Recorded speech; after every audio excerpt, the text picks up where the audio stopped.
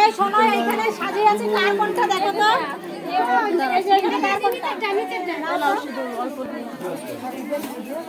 আমাকে একটু উঠাস।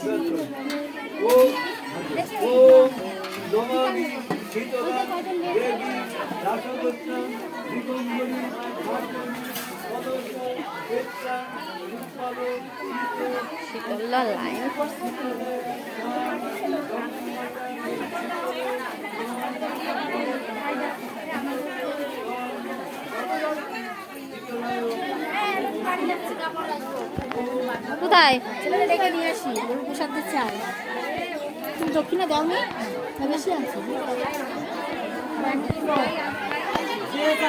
সবটাই দিয়ে দিবি।